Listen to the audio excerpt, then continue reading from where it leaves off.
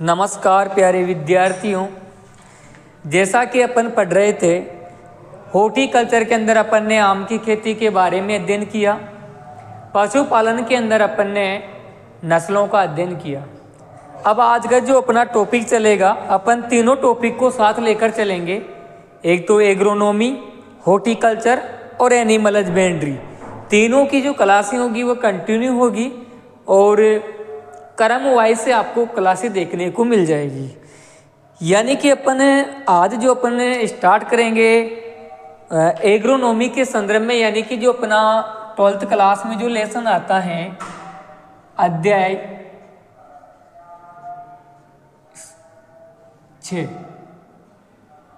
अध्याय 6 के बारे में अध्ययन करेंगे और उसका क्या नाम है, फसलें, यानी कि फसलोत्पादन।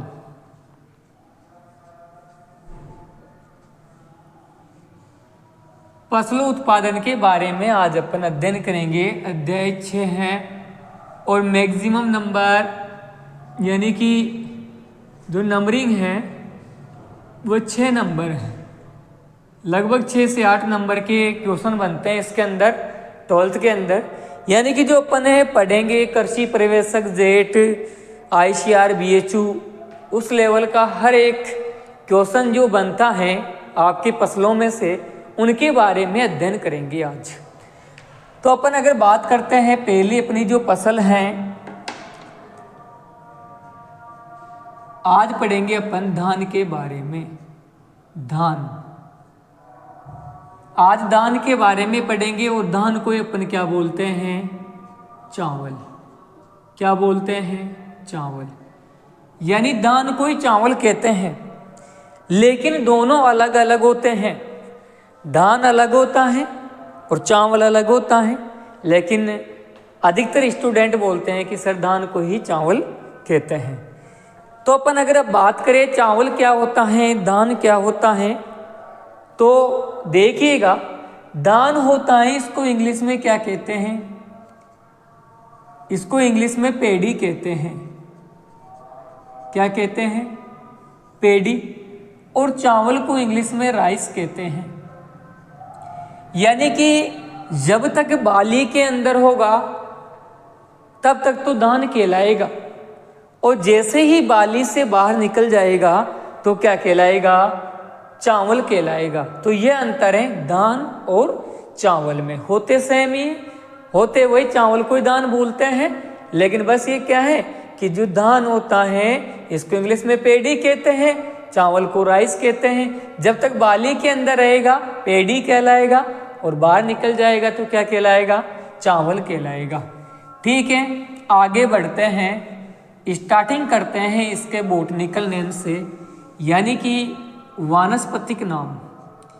बीएन नाम का मतलब होता है वानस्पतिक नाम, कि जो धान होता है इसका वानस्पतिक नाम क्या है।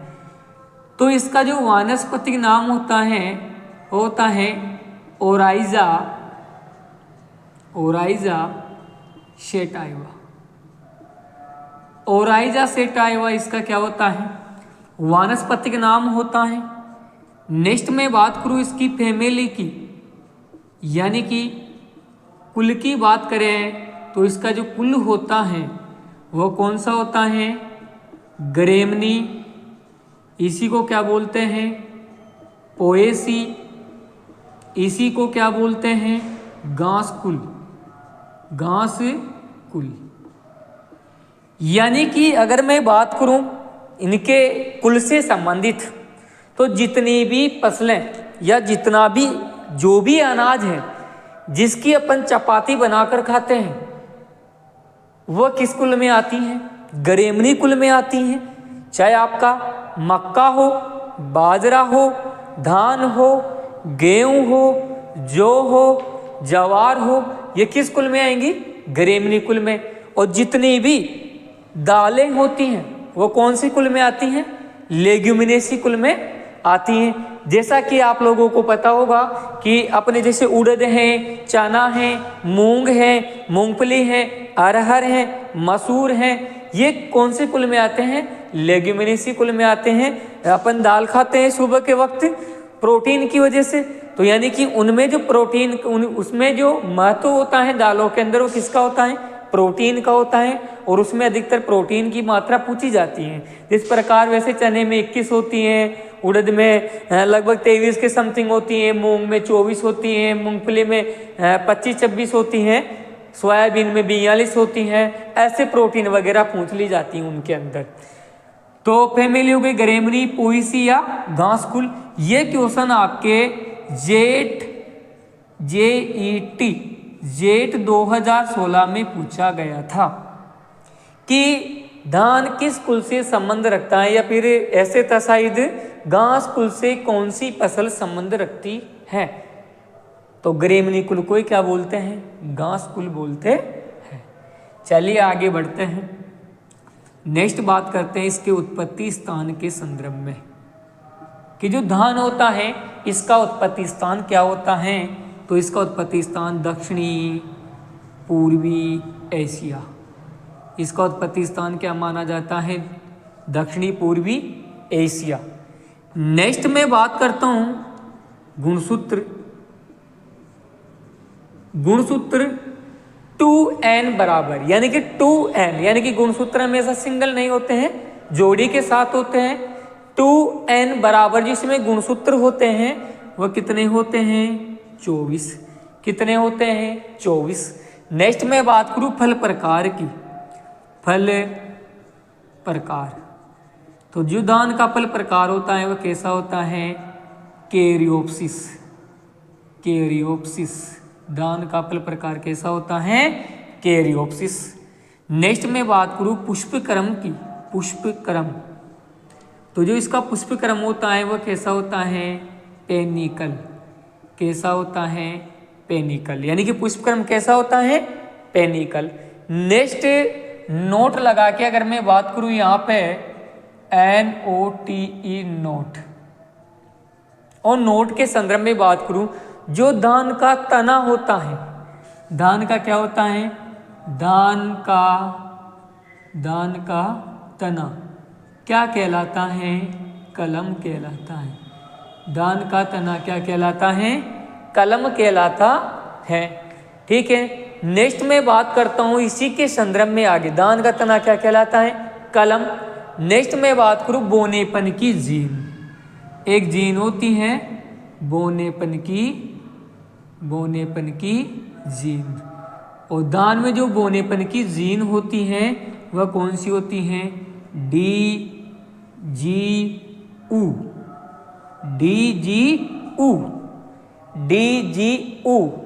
व से वकील और उसके ऊ की मात्रा ऊ, ये धान में बोनेपन की जीन होती है। अगर आपसे गेहूं में पूछता है तो नोरेन 10, धान में DGU, मक्का में ओपेक 2 या फ्लोरी 2, जवार में कापरी 60 यानी कापरी 60, जौ में UZU, और बाजरे के अंदर ट्रिप्ट 23A।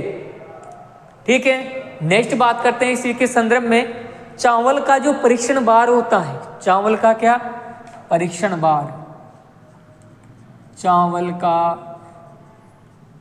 का परीक्षण बार। और चावल का परीक्षण बार कितने ग्राम होता है, 25 ग्राम। कितने ग्राम होता है, 25। लेकिन क्वेश्चन आ जाए बासमती चावल का परीक्षण भार, और बासमती चावल का परीक्षण भार कितने ग्राम होता है, 21 ग्राम। बासमती चावल का परीक्षण भार कितने ग्राम होता है, 21, और चावल का कितना होता है, 25। अब इसके अंदर क्या होती है, प्रोटीन एक पाई जाती है, यानी कि एक प्रोटीन होती है। प्रोटीन, वैसे नॉर्मल प्रोटीन पूछता है कि प्रोटीन कितनी होती है दान में, तो दान में जो प्रोटीन होती है नॉर्मल तरीके से, जैसे कि अपन जानते हैं कि इसमें 6 से 7% क्या होती है, प्रोटीन होती है, 6 से 7%। लेकिन अगर ये पूछ ले दान में ओराइजेनिक प्रोटीन, दान में ओराइजेनिक प्रोटीन, दान में ओराइजेनिक प्रोटीन, और ये कितनी होती हैं, 7 से 9%। दान में ओराइजेनिक प्रोटीन कितनी होती है? 7 से 9% ओराइजेनिक प्रोटीन होती है। नेक्स्ट में बात करूं दान के संदर्भ में, तो अंतर्राष्ट्रीय चावल अनुसंधान संस्थान, अंतर्राष्ट्रीय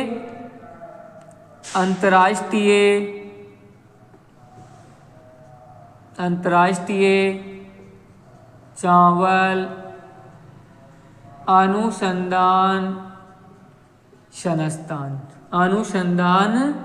संस्थान, और ये कहाँ पे है?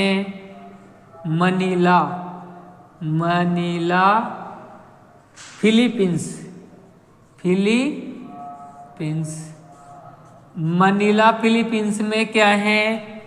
अंतर्राष्ट्रीय चावल अनुसंधान संस्थान। कहाँ पे है? Manila Philippines. लेकिन क्वेश्चन क्या आ जाए?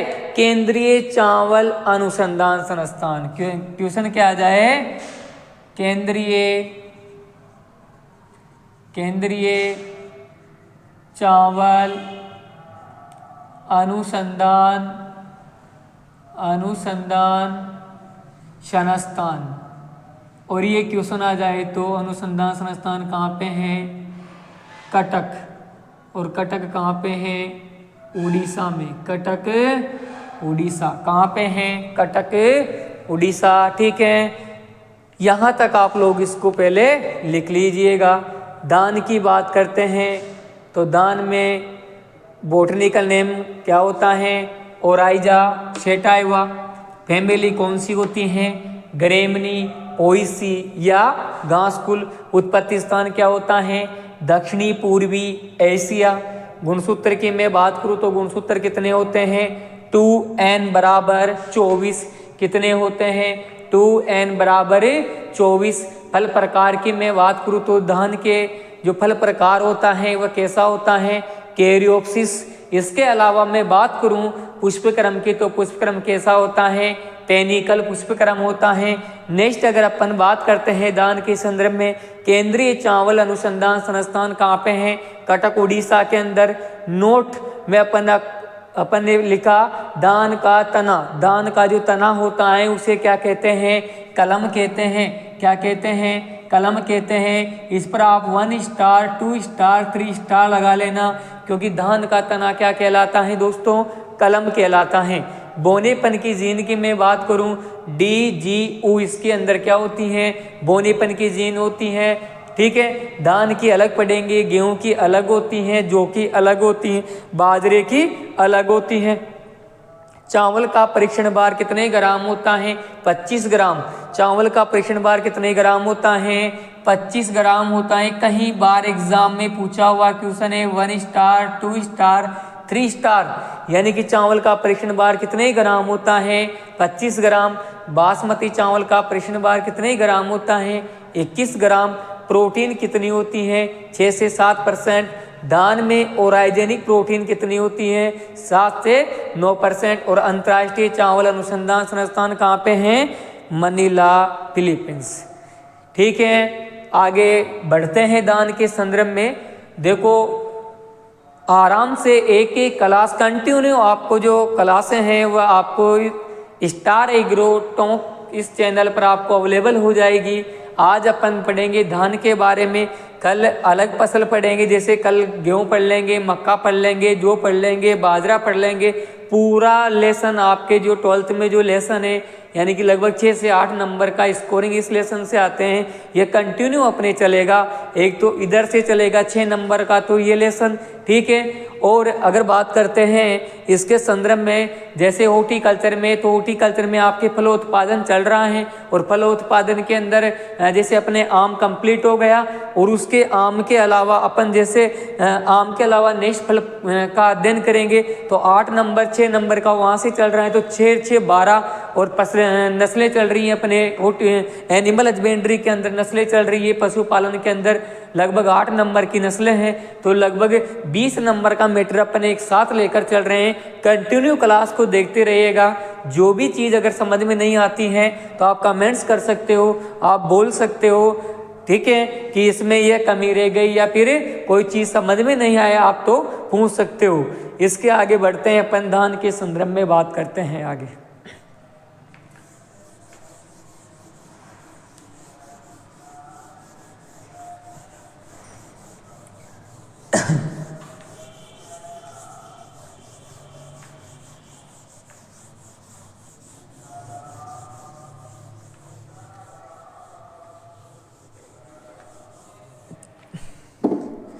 देखते हैं दान के संदर्भ में अपना आगे चल रहे थे। तो नोट एक और लगा लेते हैं दोस्तों, नोट NOTE, नोट। नोट लगा के लिखिएगा। नोट लगा के क्या लिखना है, देखिएगा बोर्ड की तरफ और देखते रहिएगा। नोट के अंदर लिखते हैं धान के खेत से, धान के खेत से, धान के खेत से CH4 यानी इसे कहते हैं मेथेन गैस निकलती हैं जिसे मार्स गैस या दलदली गैस के नाम से जाना जाता है, नाम से जाना जाता है। धान के खेत से CH4 मेथेन गैस निकलती है जिसे मास गैस या दलदली गैस के नाम से जाना जाता है। वेरी इंपॉर्टेंट है, कई बार एग्जाम में पूछा हुआ क्वेश्चन है, धान के खेत से कौन सी गैस निकलती है, तो मार्स गैस। ठीक है, फिर लगा लेते हैं नोट NOTE, नोट। 1 kg धान उत्पादन के लिए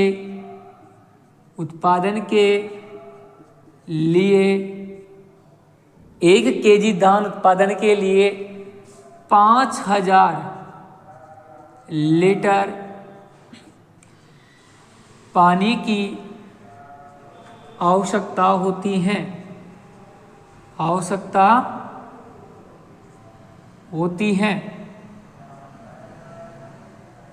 1 kg धान उत्पादन के लिए कितने लीटर?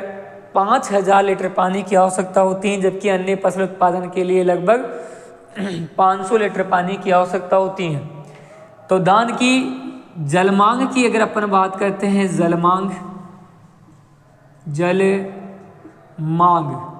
तो धान की जो जलमांग होती है वह कितनी होती है? तो धान की जलमांग होती है 900 से 2500 mm। कितनी होती हैं? 900 से 2500 mm होती हैं। ठीक है, गन्ने की होती हैं 1500 से 2500 mm, गेहूं की होती हैं 450 से 450 mm। तो इनमें से क्वेश्चन पूछ लिया जाता है। अगर सेमी में पूछता है तो क्या करना है? 90 से कितने? 250 सेमी। अब ये 250 सेमी कैसे आए देखिएगा। अगर एक पीछे से एक अंक छोड़ के रिया तो क्या कर दो? पॉइंट लगा दो या 10 का भाग दे दो। और इस प्रकार अपन जलमांग कितनी होती है? 900 से 2500 mm धान की जलमांग होती है। नेक्स्ट दान के संदर्भ में मैं बात करूं मर्दा की बात करूं तो मर्दा कैसी चाहिए? यानी कि काली या फिर कह सकते हैं चिकनी। तो कैसी चाहिए मिट्टी? चिकनी दोमट, इसे अपन काली भी बोलते हैं। चिकनी दोमट मिट्टी की आवश्यकता होती है। अब आपके 12th की किताब में से लिखा हुआ है धान की खेती के लिए चिकनी दोमट मृदा की आवश्यकता होती है। तो देखो आजकल आपको भी पता है कि examiner only most of effect जो चीज़ें होती हैं वही देखता है। उसको तो ओनली मृदा देखनी है, मृदा कैसी? चिकनी दोमट, बस नंबर मिल जाएंगे आपको। ऐसे पूरी लाइनें लिखने की कोई ज़रूरत नहीं है। मृदा कैसी चाहिए? चिकनी दोमट। नेक्स्ट में बात करूँ अगर पीएच के संदर्भ में, पीएच, तो पीएच क्या होता है? यानी कि देखो pH, क्योंकि सभी मिट्टियों का pH क्या होता है, अलग अलग होता है। यानी कि इसका मान लो pH 4 से 6 है, 4 से 6 है। pH स्केल की खोज किसने की थी, सोरेनसन नामक वैज्ञानिक ने की थी। कब की थी, 1909 या 1919 के अंदर। दो जगह दो डाटे दे रखे हैं, 1909 और 1919। तो 1909 में इज राइट है, क्योंकि केमिस्ट्री के अंदर 1909 दे रखा है। तो pH स्केल में जैसे 0 से 14 अंक होते हैं, है ना। यानी कि अगर जिसका मान लो जिसका pH मान 7 होता है वो उदासीन होता है। 7 से कम कैसा होता है, 7 से कम जो होता है अम्लीय होता है, और अगर 7 से अधिक होता है तो कैसा होता है, क्षारीय होता है इनके संदर्भ में। ठीक है, pH की फुल फॉर्म होती है power of hydrogen, power of hydrogen, potential of hydrogen, प्रोपांस डिहाइड्रोजन, pH की फुल फॉर्म होती है। ठीक है, नेक्स्ट में बात करता हूँ इसी के संदर्भ में मृदा की। तो मृदा हो ही गई, pH मान हो ही गया। नेक्स्ट बात करते हैं इसके जलवायु, क्लाइमेट। नेक्स्ट बात करते हैं इसकी जलवायु, और इसकी जो जलवायु होती है वह कैसी होती है, गर्म। अब आप ऐसे लिख सकते हो अपने अकॉर्डिंग कि दान के लिए गर्म जलवायु की आवश्यकता होती है। बाकी जलवायु अपन को ओनली क्या याद रखना है, गर्म। जलवायु कैसी चाहिए, गर्म। ठीक है, और अगर से अपन से तापमान पूछता है, टेम्परेचर, तो तापमान इसका लगभग कितना रखते हैं, 30 से 35 डिग्री सेंटीग्रेड। 30 से 35 डिग्री सेंटीग्रेड इसका तापमान रखते हैं। लिख लो इनको भी आप, नोटबुक लेकर साथ बैठा करो और हैंड टू हैंड आप क्या बना लिया करो, नोट्स बना लिया करो। एक एक चीज़ में आपको एक एक चीज़ सटीक, यानी कि एक एक चीज़ आपके एनसीईआरटी के अनुसार दे रहा हूँ, और ये क्वेश्चन आपके 12th में ही तो आएंगे। इसके अलावा सुपरवाइजर है, जेट है, आपके जो जितने भी एग्ज़ाम लगते हैं एग्रीकल्चर में, तो उनके अंदर ये क्वेश्चन देखने को मिल जाएंगे। एक एक शब्द आपको अच्छे से समझ में आ जाना चाहिए। चलिए आगे बढ़ते हैं, आप इसको लिख लो।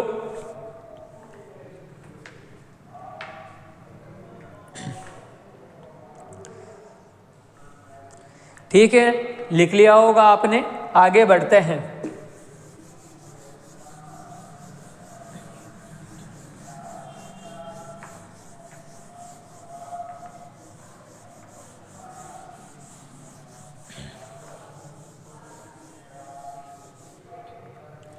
आगे बढ़ते हैं, इसके संदर्भ में आगे चलते हैं बीज दर से।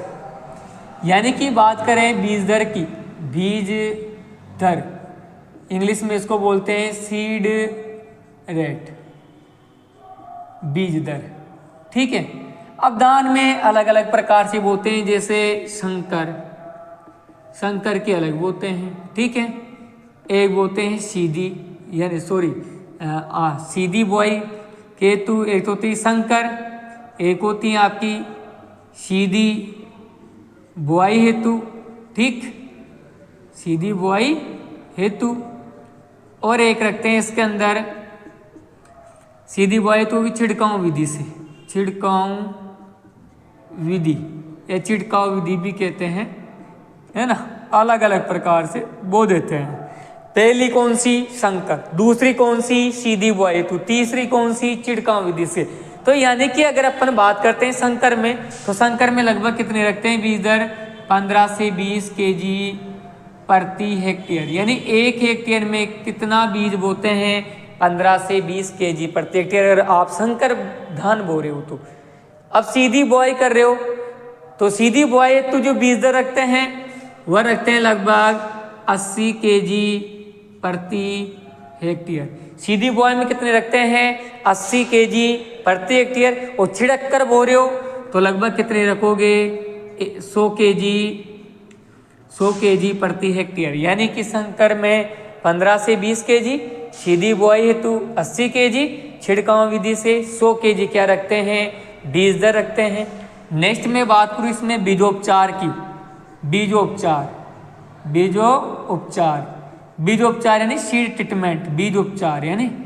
ठीक है, बीजोपचार किससे करते हैं, 2% नमक के घोल से बीजों को उपचारित करते हैं, उपचारित करते हैं। 2% नमक के घोल से बीजों को क्या करते हैं, उपचारित करते हैं। अगर आपको बीज उपचार करना है तो अधिकतर देखो थायरम केप्टान नामक दवाएं काम में लेते हैं, बाकी इसमें किसके करते हैं, 2% नमक के घोल से बीजों को उपचारित करते हैं। नेक्स्ट बात करते हैं, आप इनको लिख लो। नेक्स्ट आगे बढ़ते हैं, इसकी क्रांतिक अवस्थाओं के बारे में देखते हैं इसकी, यानी क्रिटिकल स्टेज, क्रांतिक अवस्थाएं किस मैदान में कौन सी होती हैं, उनके संदर्भ में आगे बढ़ते हैं। ठीक है, आप लोग इनको लिख लो। चलिए आगे बढ़ते हैं दान के संदर्भ में। देखो क्लास को आप ज़्यादा से ज़्यादा शेयर करो, सब्सक्राइब करो और अधिक से अधिक लाइक करो, ताकि मैं भी थोड़ा और जोश के साथ में आपको अच्छा मैटर दे सकूं, आपको हर चीज़ यहाँ पे अवेलेबल करा सकें। यानी कि ये दान के संदर्भ में अपने बातें चल रही हैं। आज दान पढ़ेंगे, कल अलग फसल पढ़ेंगे। डेली 3 क्लासें होंगी अपनी। डेली कितनी क्लासें होंगी, 3। एक होगी एनिमल हस्बेंड्री से संबंधित, एक होगी हॉर्टिकल्चर से संबंधित, एक होगी आपके किससे संबंधित, एग्रोनॉमी से संबंधित। और तीनों का जो मैटर रहेगा, 3 लेसन। कितने लेसन, 3 लेसन और नंबरिंग कितने, 20 नंबर। 3 लेसन और नंबर कितने आएंगे आपके, 20। 12th क्लास में आपको 20 नंबर का मैटर यहाँ से मिल जाएगा। ये होने के बाद में अपन फिर और अपने जो बड़े बड़े लेसन हैं, जैसे पशु रोग हैं, जैविक खेती है, खरपतवार हैं, उनके बारे में भी अध्ययन करेंगे पहले। ठीक है, लिख लिया होगा आप लोगों ने। आगे बढ़ते हैं।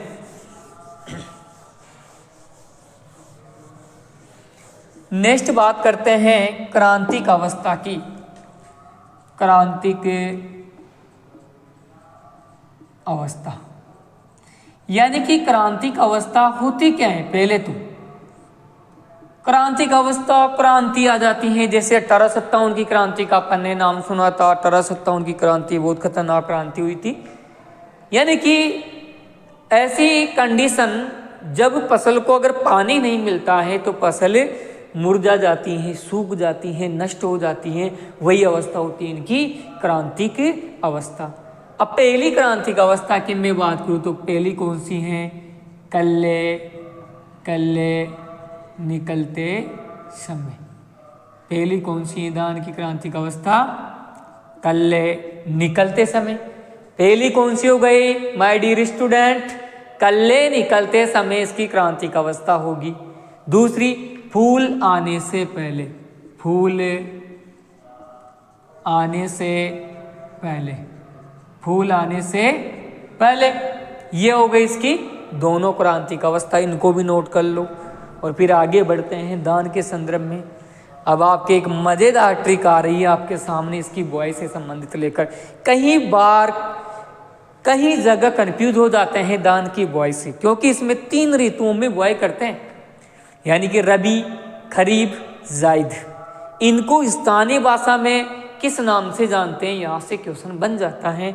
और देखिएगा आगे नेक्स्ट बात करते हैं।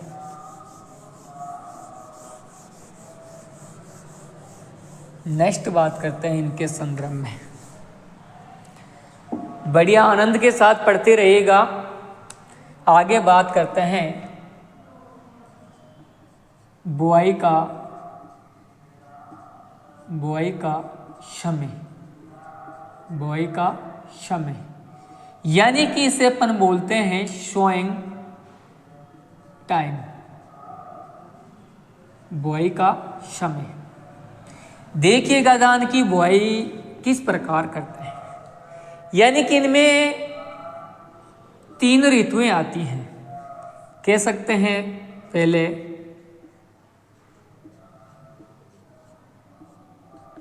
ऋतु का नाम,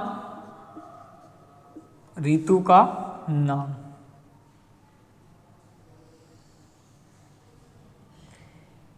ऋतु का नाम हो गया। स्थानीय नाम, स्थानीय नाम। बुआई का समय, बुआई का समय, ठीक। और एक कटाई का समय, कटाई का समय। यहां से क्वेश्चन पूछ लिया जाता है। कहीं जगह आपको यहां से क्वेश्चन पूछ दिख जाएगा एग्जाम के अंदर, ठीक। ये हो गए अपने, सारणी बन गई है। यानी कि बात कर रहे थे अपन ऋतु का नाम, ठीक है। ऋतुएं अपने पास में कितनी होती हैं? 3 होती हैं। कितनी होती हैं? 3। तीनों ऋतुओं के बारे में अध्ययन करेंगे। तीनों ऋतुओं के बारे में क्या करेंगे? अध्ययन।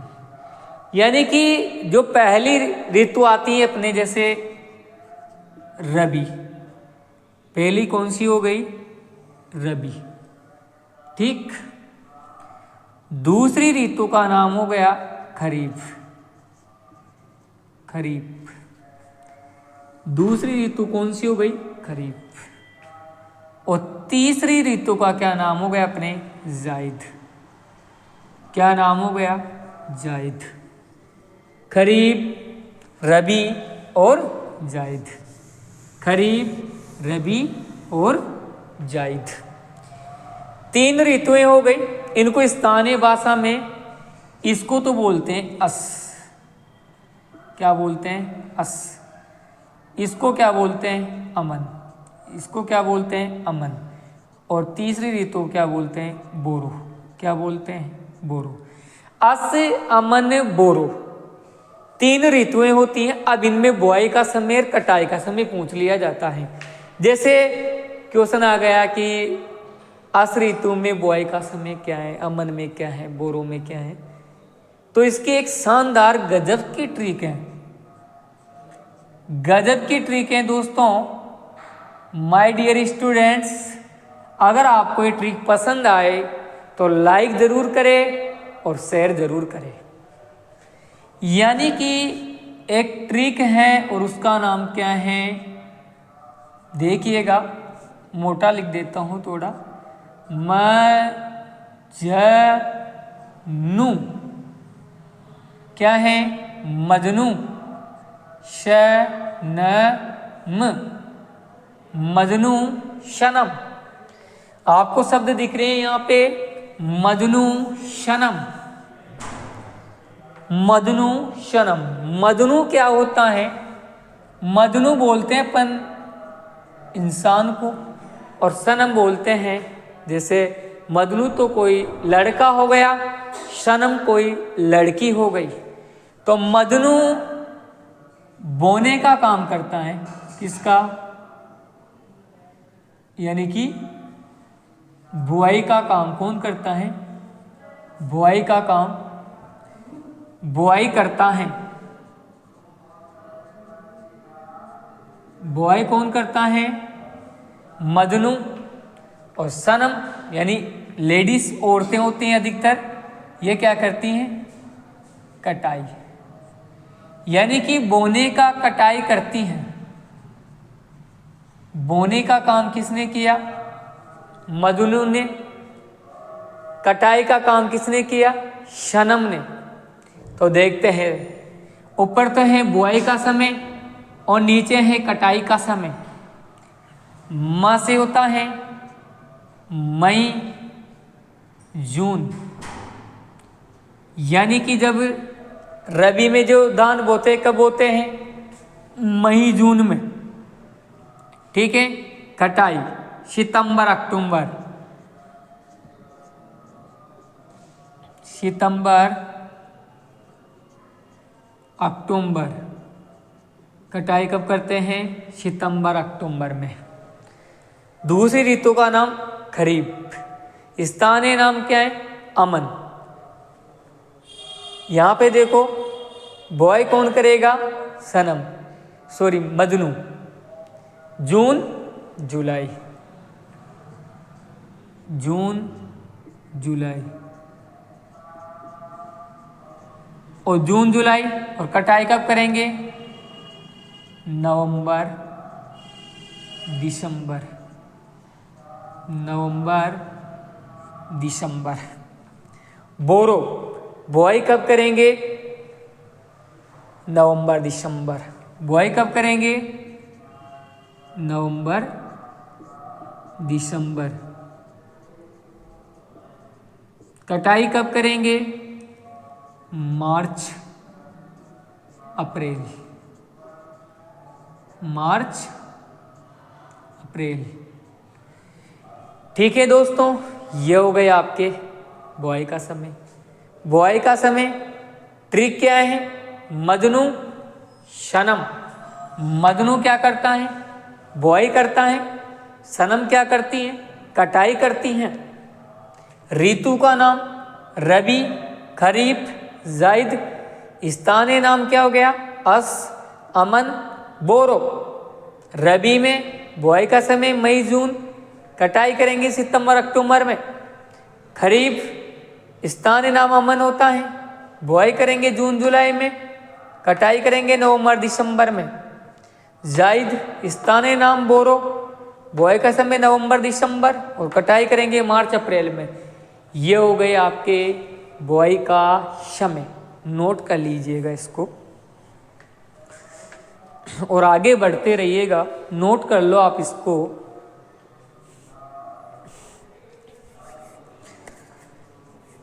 और चैनल को सब्सक्राइब करना ना भूले, क्योंकि मैं आपके लिए इतनी मेहनत से वीडियो बना रहा हूँ।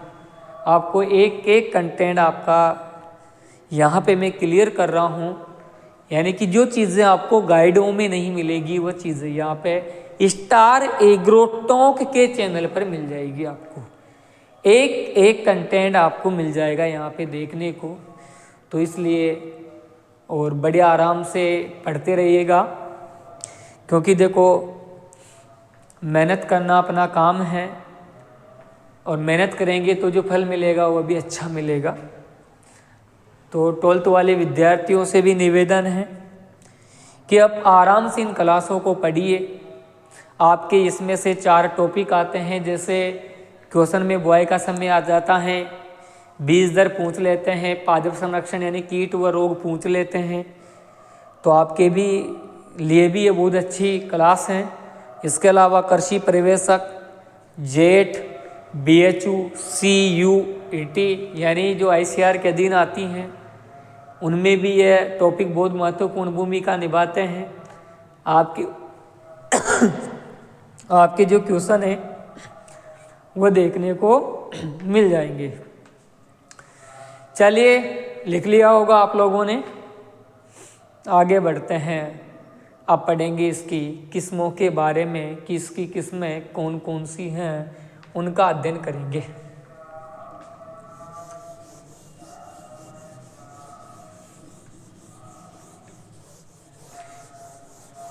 किस्मों के बारे में अध्ययन करेंगे। अब बुआई का समय अपन ने पढ़ लिया, अब पढ़ेंगे दान की किस्में। चलिएगा, अब अपने जो आगे दान के संदर्भ में बात कर रहे थे, अब अपने नेक्स्ट पढ़ेंगे किस्मों के बारे में। किस्में यानी कि वेराइटीज, किस्मों के बारे में पढ़ेंगे। तो जो पहली किस्म है अपनी, उसका नाम क्या है? जया।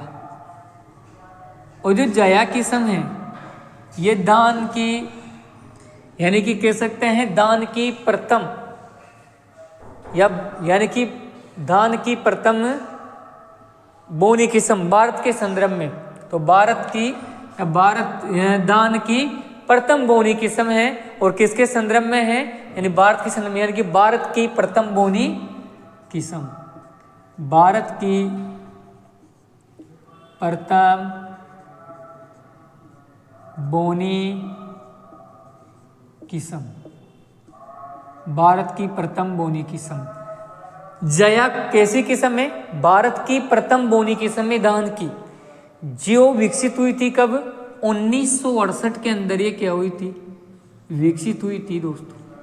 1968 में ये किस्म विकसित हुई थी, जया। नेक्स्ट दूसरी किस्म के संदर्भ में अगर अपन बात करते हैं तो जो दूसरी किस्म है इसकी वह भी इम्पोर्टेंट है, कई बार एग्जाम में पूछी हुई है। CORH फर्स्ट, CORH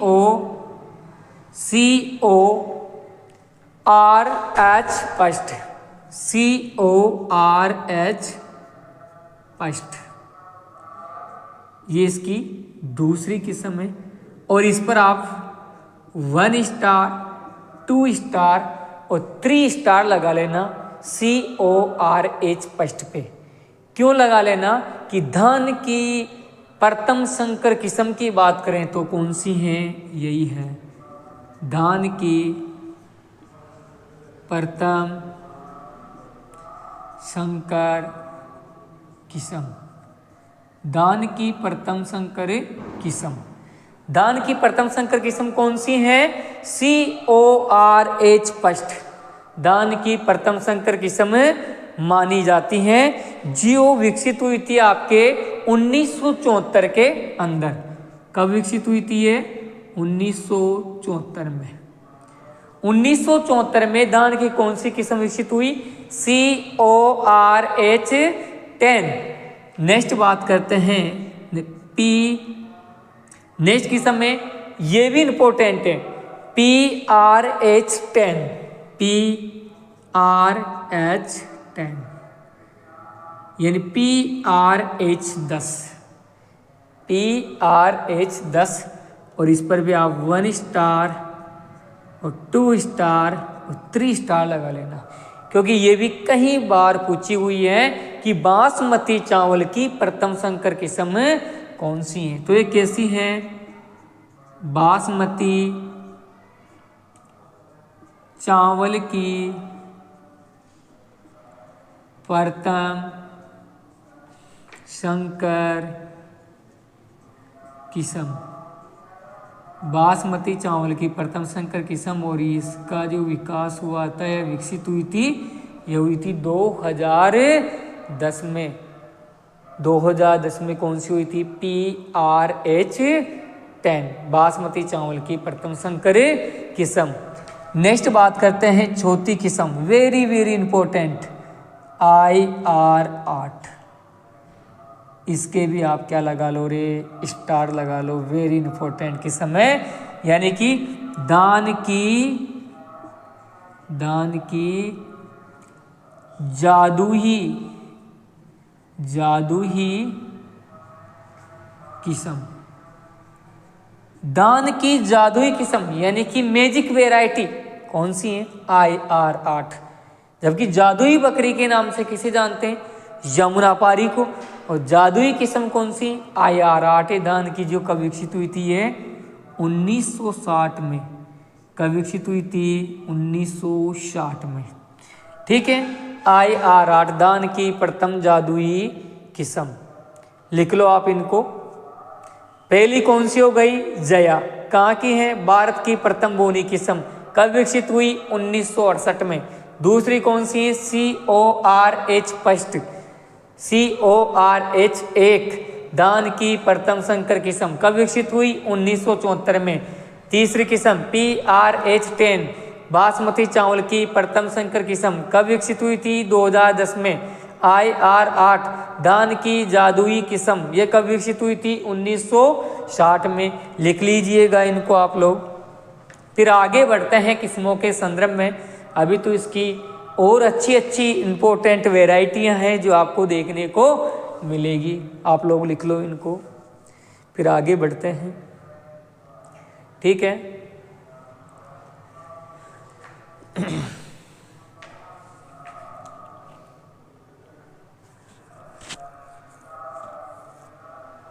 ठीक है, लिख लिया होगा आप लोगों ने। 4 किस्में हो गई धान की।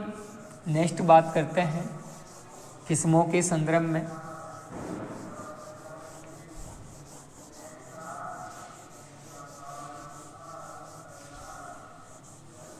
नेक्स्ट बात करते हैं 5वीं किस्म, जगन्नाथ। और छठी है सत्तारी। कौन सी, सत्तारी। दोनों जो ये किस्में हैं ये म्यूटेशन वेराइटियां हैं, यानी उत्परिवर्तन किस्में।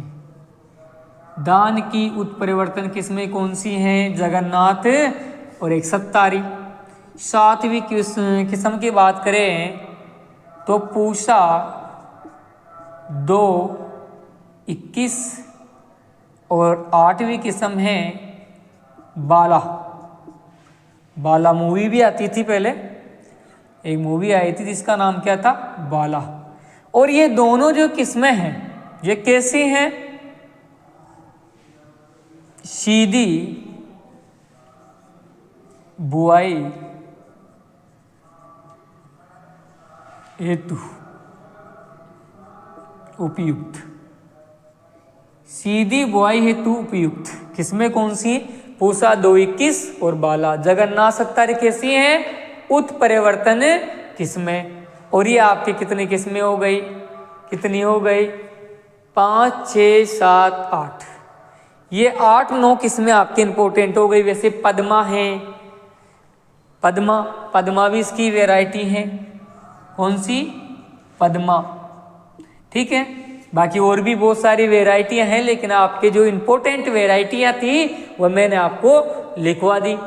जगन्नाथ सत्तारी कैसी हैं? उत्परिवर्तन वाली। पूषा 2, 21 और बाला कैसी हैं? सीधी बुआई हेतु। और लास्ट है पद्मा। इसको भी आप नोट कर लो। फिर आगे बढ़ते हैं, इसी के संदर्भ में आगे बात करते हैं इसके नर्सरी से संबंधित, क्योंकि नर्सरी से संबंधित एक क्वेश्चन आ जाता है कि सबसे जल्दी जो नर्सरी तैयार होती हैं वो कौन सी विधि से होती हैं, और कौन सी विधि में मिट्टी की आवश्यकता होती है, कौन सी में नहीं होती हैं, उनके संदर्भ में भी बात कर लेंगे। आप लोग इनको नोट कर लीजिएगा और बढ़ते रहिएगा, देखते रहिएगा। ठीक है, आगे बढ़ते हैं। आपने शायद कर लिया होगा नोट, और सब्सक्राइब करना ना भूलें, क्योंकि देखो मैं आपके लिए मेहनत कर रहा हूँ, तो आपका भी थोड़ा इतना सा दायित्व बनता है कि आप क्लास को सब्सक्राइब करें। कोई कमी हो तो कमेंट्स बॉक्स में आप लिख सकते हो। ठीक है, नेक्स्ट अपन बात करते हैं किसमें अपने कंप्लीट हो गई? नर्सरी से संबंधित, यानी कि नर्सरी तैयार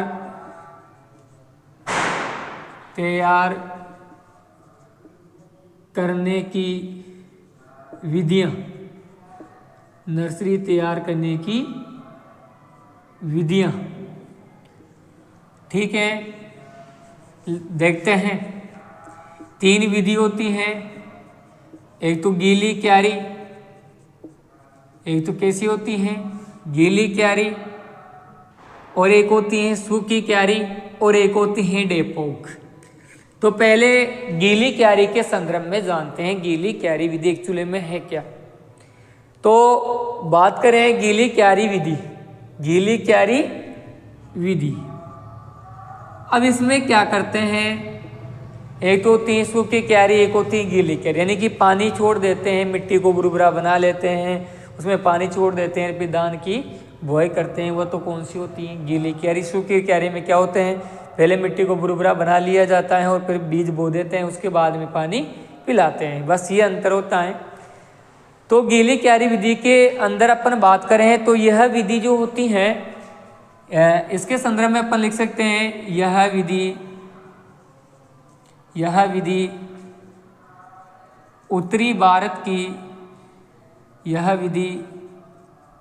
भारत की प्रमुख विधि मानी जाती है। प्रमुख विधि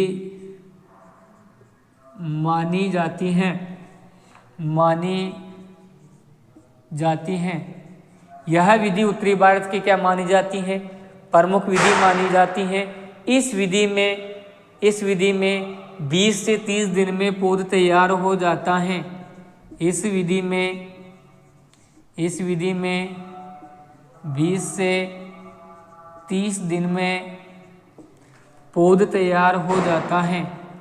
पौध तैयार हो जाता है, पौध तैयार हो जाता है। ठीक है, नेक्स्ट विधि की बात करते हैं। अब इसको आप नोट डाउन कर लो। गीली क्यारी विधि, यह विधि उत्तरी भारत की प्रमुख विधि मानी जाती है। इस विधि में 20 से 30 दिन में पौध तैयार हो जाता है। ठीक है, इसको आप लिख लो। नेक्स्ट बात करते हैं गीली क्यारी विधि के बाद में।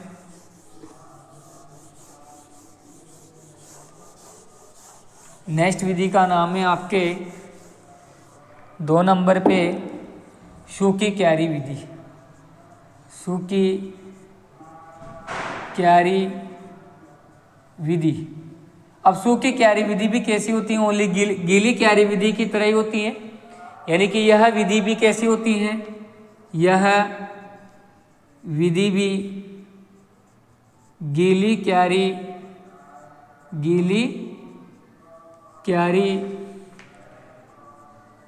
विधि की तरह ही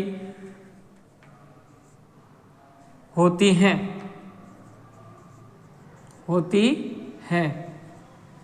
यह विधि भी गीली क्यारी विधि की तरह ही होती है। अंतर केवल इतना होता है, यानी अंतर केवल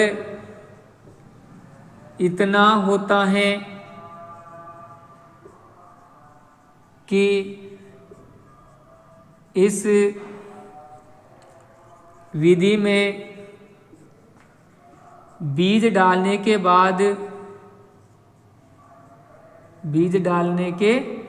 बाद सिंचाई की जाती है। सिंचाई या पानी पिलाया जाता है, यानी सिंचाई की जाती है, यानी कि पानी छोड़ देते हैं खेत के अंदर। यह विधि भी गीली क्यारी विधि की तरह ही होती है। अंतर केवल इतना होता है, यह विधि भी गीली क्यारी विधि की तरह ही होती है। अंतर केवल इतना होता है कि इस विधि में बीज डालने के बाद क्या की जाती है? सिंचाई की जाती है। ठीक है, नेक्स्ट में बात करूँ तो यह विधि में भी जो पौध तैयार होती हैं लगभग 25 से 30 दिन में पौध तैयार हो जाती हैं। पौध तैयार हो जाती हैं। लिख लो इसको भी आप। फिर आगे बढ़ते हैं, नेक्स्ट विधि के संदर्भ में बात करेंगे दान की। नेक्स्ट विधि के संदर्भ में बात करेंगे दान में कि नेक्स्ट कौन सी विधि है। लिख लो आप इसको। नेक्स्ट विधि आ रही इंपॉर्टेंट तीसरी विधि की बात करते हैं, और उस विधि का नाम है, क्या नाम है? डेपोग विधि।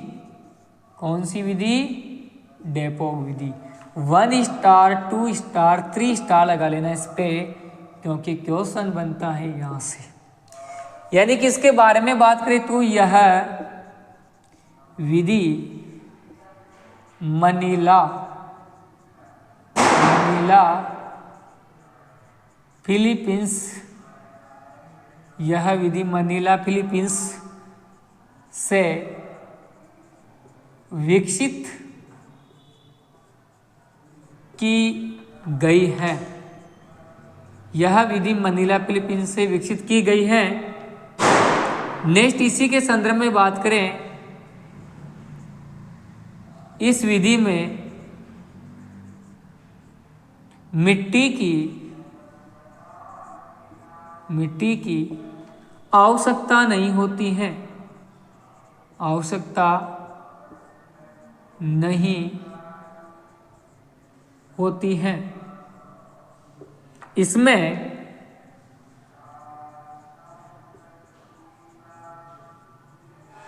मिट्टी के स्थान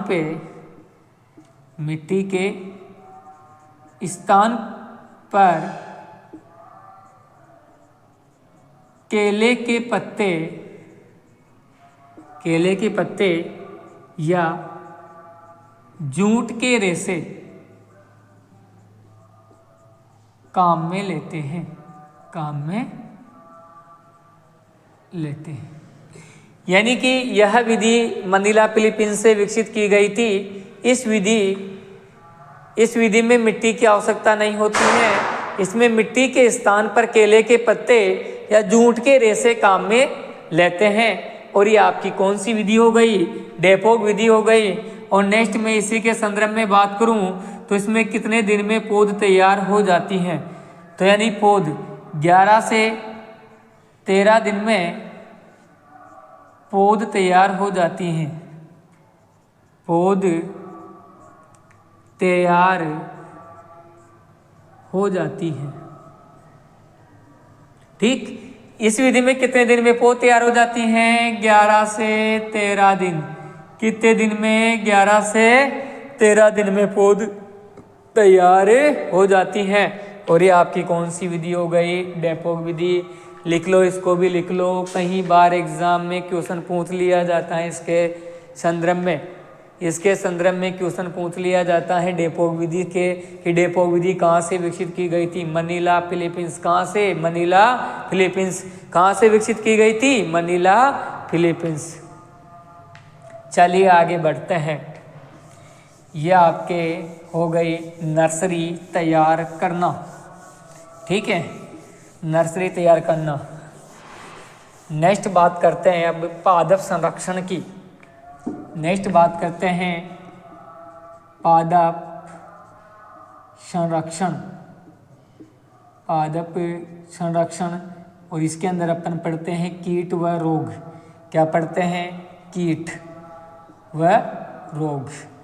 यानी कीट के बारे में अध्ययन करते हैं पहले। कीट, ठीक है। अब कीट कौन सा है? तो अधिकतर कीट कौन सा लगता है? तो तनाछेदक। तनाछेदक यानी तने को छेद करता है और उसको नुकसान पहुंचाता है। अधिकतर तनाछेदक, गंदी बग, दान में तो गंदी बग लगता है, फली छेदक, दलहन जिनकी फलियां आती हैं। तो तनाछेदक की बात करें तो ये कीट नाम से पता चल रहा है, तने पर आक्रमण करता है। तने पर क्या करता है? आक्रमण करता है। कौन सा कीट? तनाछेदक।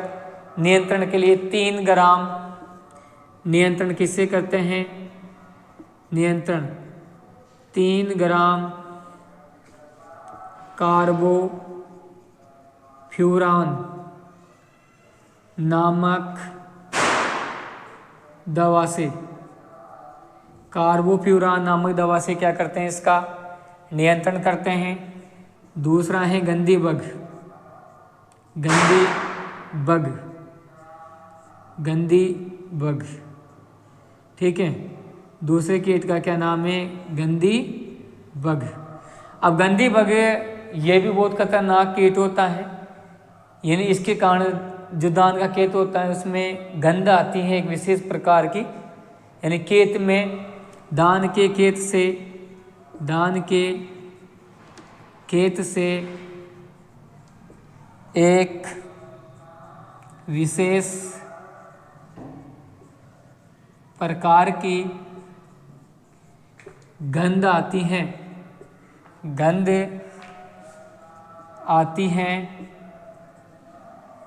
आती हैं। इस कारण इसका नाम गंदी बग रखा गया। गंदी बग रखा गया। धान के खेत से एक विशेष प्रकार की गंध आती है, इस कारण इसका नाम क्या रख दिया गया? गंदी बग रखा गया। और ये आपका कौन सा कीट हो गया? गंदी बग। ठीक है, लिख लो इनको भी आप लिख लीजिएगा। गंदी बग को धान के खेत से एक विशेष प्रकार की गंध आती है, इस कारण इसका नाम क्या रख दिया गया? गंदी बग। चलिए लिख लो। आगे बढ़ते हैं। अब लिखेंगे इसके रोग के बारे में। रोग कौन कौन से होते हैं इसके अंदर? रोग के संदर्भ में बात करते हैं। रोग,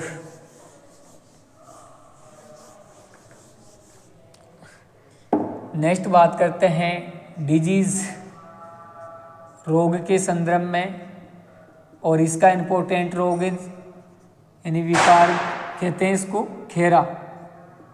ठीक है, किसकी कमी से होता है? जिंक की कमी से। तो लिख सकते हैं यह रोग Zn जिंक की कमी से होता है। यह रोग किसकी कमी से होता है? जिंक की। 1 स्टार 2 स्टार 3 स्टार लगा लेना इस पे, क्योंकि ये पूछा जाता है कई बार एग्जाम में। नियंत्रण की बात करें तो इसका जो नियंत्रण करते हैं, किससे करते हैं? ZnSO4 जिंक सल्फेट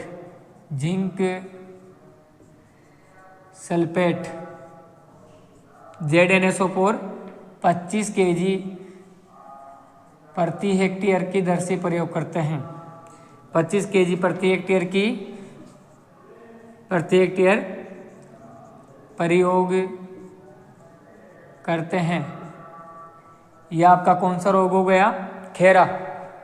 ठीक है, ये खेरा रोग लिख लीजिएगा, लिख लो इसको, इम्पोर्टेंट रोग है। फिर इसके बाद में 2 रोग और बचते हैं इसके अंदर, एक तो बूरी पत्ती धब्बा रोग और एक बचता है जीवाणु अंगमारी रोग। उसके संदर्भ में अब चर्चा करेंगे। ठीक है, ये आपका हो गया दान का खेरा रोग। नेक्स्ट बात करते हैं 2 नंबर पे जो रोग हैं, 2 रोग बच गए। एक तो बूरी पत्ती धब्बा रोग। कौन सा रोग? बूरी पत्ती धब्बा रोग। बूरी पत्ती धब्बा रोग यानी कि जो ये रोग होता है बूरी पत्ती धब्बा रोग, यानी कि इस रोग के कारण 1943 में क्या हो गया था? अकाल पड़ गया था। इस रोग के कारण 1943 में, इस रोग के कारण 1943 में अकाल पड़ गया था। कौन से रोग के कारण? दान का। तो बूरी पत्ती धब्बा रोग, इस रोग के कारण 1943 में अकाल पड़ गया था। इसके नियंत्रण के लिए 1.5 kg नियंत्रण किससे करते हैं? 1.5 kg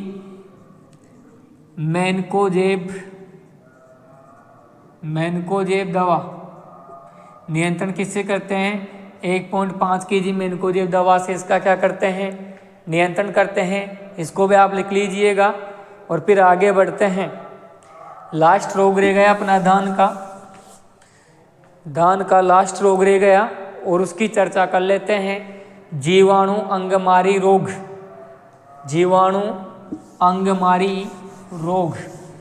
और लास्ट रोग कौन सा है आपका? तीसरा रोग है जीवाणु अंगमारी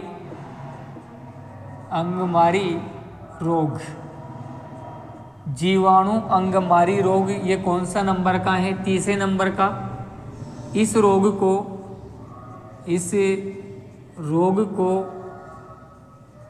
दान का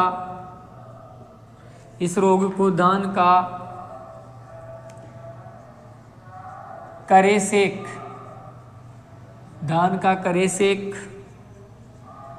रोग भी कहते हैं। इस रोग को दान का क्या कहते हैं? करेसेक रोग भी कहते हैं।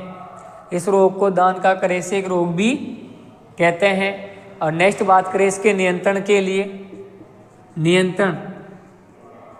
नियंत्रण करते हैं डायथेन Z78 दवा का प्रयोग करते हैं। डायथेन Z78 दवा का प्रयोग करते हैं, लिख लीजिएगा इसको भी आप। फिर नेक्स्ट बात करते हैं इसके उपज के संदर्भ में कि कितनी उपज प्राप्त हो जाती है दान में 1 हेक्टेयर से।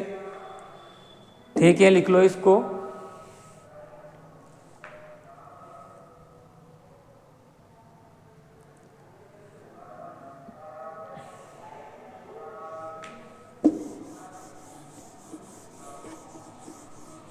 चलिए लिख लिया होगा आप लोगों ने। आगे बढ़ते हैं,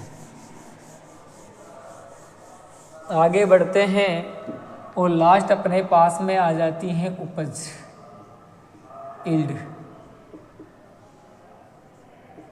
उपज। ठीक है, अब धान की उपज की बात करते हैं। यानी एक तो होती है सामान्य उपज। कैसी होती है? सामान्य। सामान्य जो उपज होती है धान की वह लगभग 25 से 30 क्विंटल प्रति हेक्टेयर। सामान्य कितनी होती हैं? 25 से 30 क्विंटल प्रति हेक्टेयर। नेक्स्ट बात करें अगेती, तो अगेती कितनी रखते हैं? 40 से 50 क्विंटल प्रति हेक्टेयर। 40 से 50 क्विंटल प्रति हेक्टेयर। और नेक्स्ट बात करें पछेती, अगेती हो गई, ठीक है। और पछेते की बात करते हैं तो 50 से 60 क्विंटल प्रति हेक्टेयर। 50 से 60 क्विंटल प्रति हेक्टेयर, क्विंटल प्रति हेक्टेयर उपज प्राप्त हो जाती है। और ये अपना दान कंप्लीट हो गया, ठीक है। और बने रहिएगा स्टार एग्रोटों के यूट्यूब चैनल पर।